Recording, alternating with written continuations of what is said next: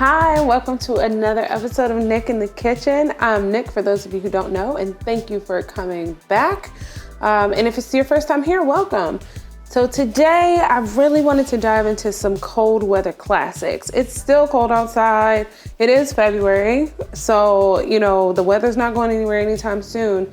So for me, when I think of cold weather classics, two things immediately pop in my head: chili and cornbread. And so I wanted to bring that to you guys today with my brown butter cornbread recipe. It has brown butter, buttermilk. It's made with 2 different types of flour to give you a really soft and fluffy texture.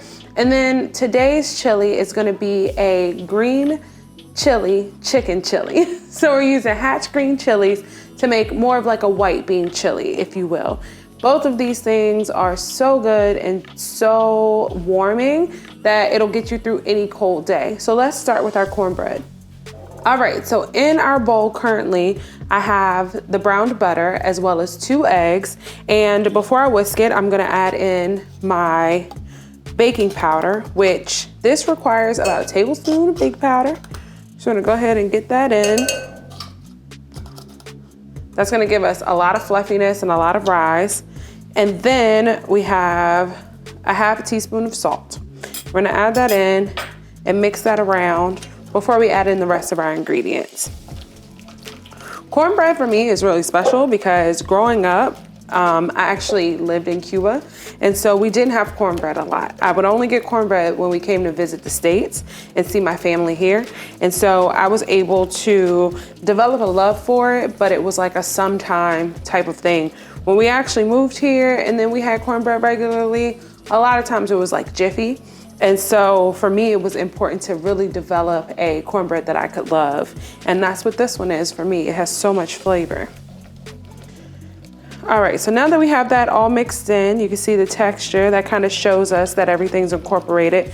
You don't see any real separation of the egg yolks and the whites, the butter. Everything's one homogeneous mixture. So now we're gonna add in our flours. This is all-purpose flour, not self-rising, because we added in our own leavening agents and we're adding in our own salt. And so now I'm gonna take this, it's 1 cup of flour, and I'm also gonna add in 1 cup of masa harina, which is corn flour. Corn flour is different than corn meal. So this is a flour made from corn. It's very smooth and powdery, much like AP flour. And what this is gonna do is it's gonna give you that corn flavor of your cornbread, but it's not gonna give you any grittiness. So it'll still be very light, very fluffy, and super delicious.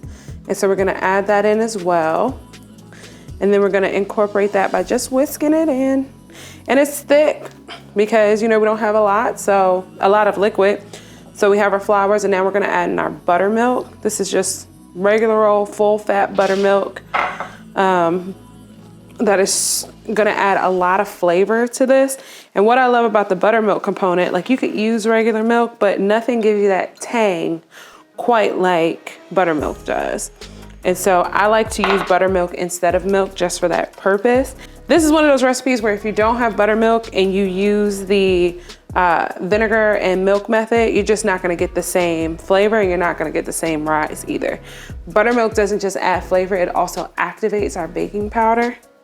And so, just get you some buttermilk. It freezes perfectly.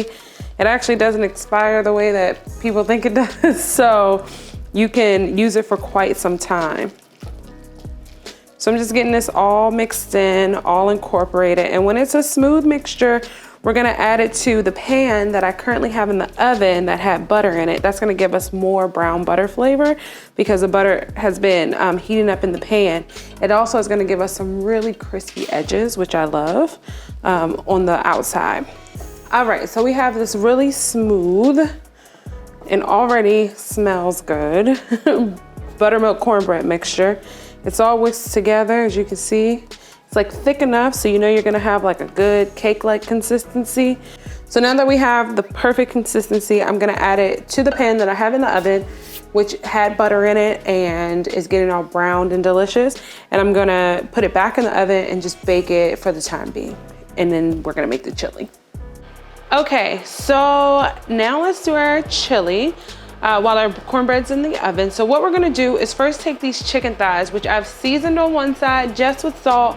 We don't need a lot of seasoning on the chicken because it's going to sear and then it's going to kind of cook within the chili itself to create some broth. And we don't want to burn our spices because that's going to end up in our chicken flavor. And so I've seasoned one side very generously. These are boneless, skinless chicken thighs, which I'm going to be using because they hold up better, and as they cook, they will tenderize and they won't really dry out within the chili itself. But if you want to use breast, you can. Just be mindful that your chicken itself may be a little bit dry. And so I'm putting these in salted side down in our pan, and really I'm just getting some good browning on our meat. We want to get this browning because it just adds a level of savoriness and unctuousness that we cannot get if we just throw it in there due to a chemical reaction called the Maillard effect. And so what that does is it just creates that savoriness that we taste in brown meat. It's why brown food tastes good. And so we're gonna get a good hard sear on each side of these. Then we're gonna take them out and put them back on our plate, which is fine because they're gonna cook in our chili. So we can put them back on the plate that they came from and collect any juices. And when we're ready to, we'll add all of that in and let the chicken break down and really become tender within our chili. Okay, so while our chicken is browning, let me tell you why chili is such a comfort dish for me. So growing up, my dad could make like 3 things really, really well. Beanies and weenies, which are hot dogs and baked beans. Breakfast potatoes, which surprisingly are very hard for a lot of people, but his were on point. And then chili. He was amazing at making chili, but he would only make it for like really cold days or snow days when we got out of school. And so for me, whenever I think of like cold weather and comfort and wanting to feel good inside, I always think of chili. As the years have gone on, I have kind of changed the different types of chili that I like. Chili with beans, chili without beans, and this white, green chili, chicken chili, which is amazing. All right, so our chicken has some good browning. You can hear it sizzling in the pan. I'm just flipping it over to get some browning on the other side as well before moving them to the side and continuing on with our chili. And the fat on these chicken thighs is actually really good because it adds flavor to our overall chili, but it also will be what we cook our onions and our garlic and our jalapenos in, and what we build our roux with in order to make like a nice thickened gravy without having to use like dairy or heavy cream if you are kind of trying to watch that. But feel free to add that in too. Okay, so we have some more browning on the other side. So we're gonna remove these out. It's not super brown, but it's brown enough just to reduce that fat and also, or render that fat and also give us some flavor and a good base to cook our onions and garlics and things in. And these aren't done yet, but they are on their way. They're started because they're gonna actually finish cooking in our chili. So we have that moved out, and we want to make sure to move all the fat in the pieces because since they're so far ahead, they have a tendency to burn. So we're going to get all of that out first before we move on to adding our other ingredients. All right, so this is 1 white onion, not sweet, just a regular white onion. We're adding that into. And so we're just gonna stir that around in that chicken fat. As Jewish people have referred to it as schmaltz. It's like one of those things that they use in a lot of different dishes, like matzo ball soup, which if you've never had it, it's so good, especially if you've lived in New York. With the onions, we're also gonna add in a few jalapenos. This is jalapenos with most of the membranes and seeds removed, so it's not super spicy, but it's just gonna give a nice little kick to our dish. We're gonna add in about half of a jalapeno's worth, finely diced. And we really just wanna cook this down and get it so that it's softened and won't be difficult to eat in our soup. And then there's brown bits on the bottom of the pan, which as you can, scrape them up because that's all your flavor right there. When you add in a liquid to this, it's gonna become much easier. The smell of onions cooking with peppers or with garlic just smells so good. Like when I add the garlic to this, it's gonna be amazing. Speaking of garlic, we're gonna go ahead and add in our spices as well as our garlic. This spice blend is available in the recipe on LizeeAngel.com. But one of the things I will call out for this spice blend is that it has hatch green chili powder. So we're getting our hatch green chilies in two ways here, both in the powder, which is a dehydrated and then ground version, and then in our diced green chilies as well. So we're gonna add in those spices, let them toast. It cooks out the rawness in the spices and opens them up. And then add in our garlic. And you really want to just cook this until the garlic kind of starts to get fragrant and you can smell it. It smells amazing. Like I'm starting to get that waft of garlic, which means it's just about time to start adding in some of our other elements that are more liquid based so we can get these brown bits off the bottom also and get our chicken in there. So we're gonna add in now our green chilies. This is canned green chilies, they're chopped. And we're not draining them or anything. We're adding them directly to the pan. Get all of that flavor. And then we're gonna add in our beans. Since this is a white chili, I'm adding in cannellini beans, which are also known as white kidney beans. And I'm also adding in some Great Northern beans. But you can do navy beans, baby lima beans. Those make dishes really creamy, so they're good to add in. And then I'm gonna add in some of our chicken stock. Not all of it, because first I wanna really scrape up what's on the bottom of the pan. I wanna get all of the flavor that this has to offer because we worked on it, we built it up. And so it's only right that it's all in our chili. And so I'm getting those, and really I'm pushing what liquid is in here around so I can see the bottom of the pan. And that way I know that I've scraped up all of the brown bits, because you push it and for just a second you get a peek into the bottom of the pan, and so you can see where you still need to get brown bits. And I want them all. And because we toasted our spices at the bottom, we already have like a thickened type of situation going on, a thickened sauce or gravy. So it was almost like doing a roux. And so before I add in the rest of my liquid, I'm gonna go ahead and add in my chicken and let that get all in there, because this is gonna flavor it while it cooks. So it's gonna break down, become really tender, but it's also gonna add in a ton of flavor to our chili because everything that it releases and as it sits here, it just gets all in what we've already made. And now I'm gonna add in the rest of my chicken stock. I'm just pouring this directly over. And so it's just enough to cover the chicken, which is perfect, is exactly what we want. I'm gonna give it one little stir, making sure that the liquid gets kind of through the beans and vegetables that we cooked. Tuck the chicken back down in it. Then I'm gonna cover it and I'm gonna let it go for about 15 minutes. All right, so our cornbread is done and our chili has been simmering. It'll be done in just a little bit. So until it's done, what I'm gonna do is I'm gonna take the top of the cornbread and just smother some butter on it, okay? Because yeah, we have butter in the pan and we have some butter in the actual cornbread mix, but there's nothing like good cornbread, buttery top that you're gonna eat with your chili. And so I'm just giving this a good lather, or slathering, I should say, of the butter.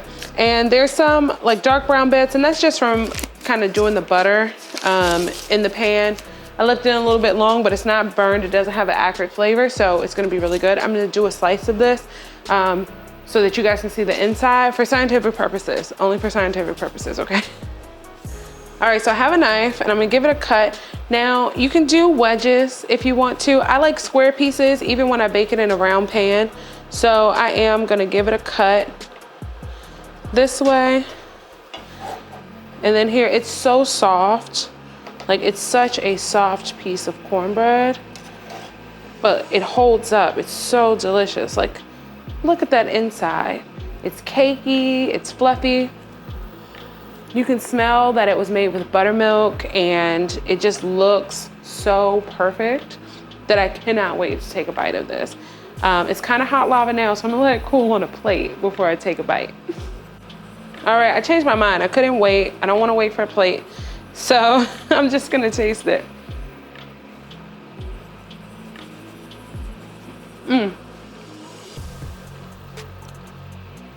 I love cornbread, especially cornbread like this. It's sweet enough, but not overly sweet to where you feel like you're eating cake. The interior is just so fluffy and light that it doesn't weigh you down. And then the outside holds up because it's crispy, partly because we preheated that pan and also because we added butter to it. So as soon as it went in, it started to form a crust on the outside. And so you see this nice brown top that we got, or bottom at this point that we got, that just has so much flavor. I'm gonna eat this whole piece before I get my bowl of chili, but I'll cut another one and then show you guys what the finished chili looks like. Okay, so I've grabbed my wine because our chili's almost ready, and when I think of comfort, I definitely think of wine because I love it. A nice dry wine will go really well with this chili because it has a lot of spice and a lot of flavor, and that just really counterbalances it. So I'm gonna show you what our chili looks like. I'm gonna take out the chicken and shred it, then I'm gonna add it back to our dish and then plate it up. The smell is out of bounds. It smells so good because it's got those deep, rich flavors of that hatch green chili and the smoked paprika, but then you still get the garlic coming through. You still get that spiciness from the jalapeno, and the chicken just looks amazing. So let's take this out one by one. I'm gonna do the 2-fork method to shred it and then add it right back in.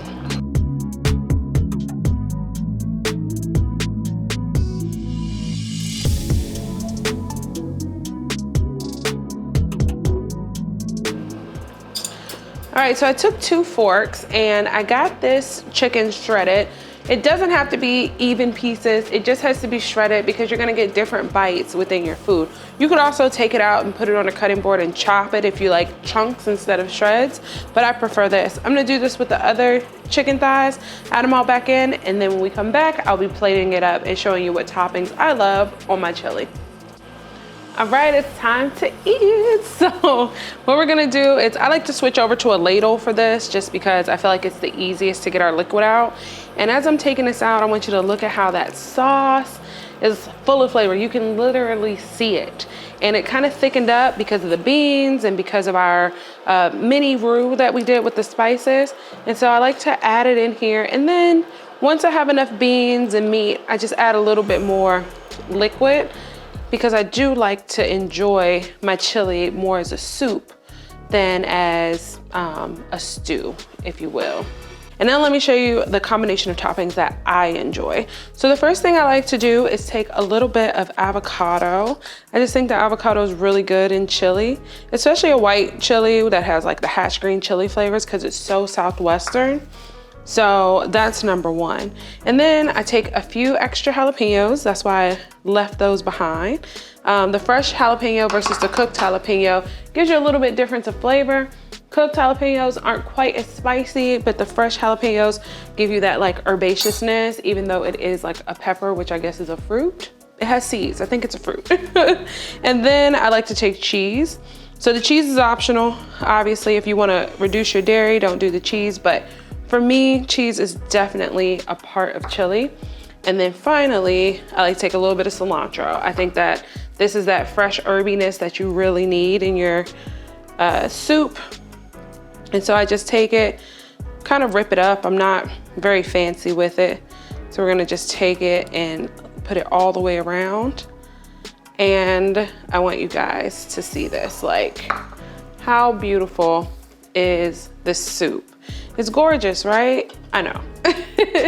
It's one of those things where as you add in like the cilantro and the jalapeno, because they're warmed through, you begin to smell it. So it makes you just want it and salivate before you even get it.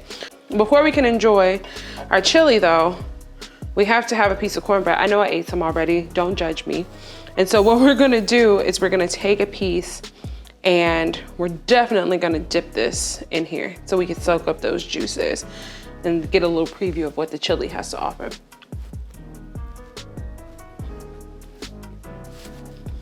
You guys, when I do my shoulder dance, you know it's legit. This soup is everything. It is a chili, it's got meat, so it brings that savoriness. It's got a ton of flavor just in the back end that we built up. And already you can taste the herbs in the broth, and it's a little bit lighter if you don't want a really, really heavy soup. I'm gonna taste a piece with this chicken.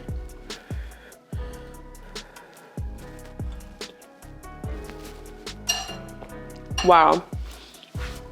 In such a short amount of time, we developed so much flavor in this chili. The chicken's really, really tender. That's why I like using thighs instead of breasts, because it just holds up, and it also adds so much flavor to our stock and our broth. And then when you pick up that cilantro, a little bit of the cheese, a little bit of the avocado, it's like a full meal in a bowl, which is crazy, right? And just enough spice from the jalapenos, like just a little bit. I'm gonna enjoy the rest of this because it's cold. I'm gonna for sure drink my wine. And I want you guys to go to LizeeAngel.com to get this full recipe, and then tag me when you make it, #LizeeAngel or #NickInTheKitchen. Thank you, bye.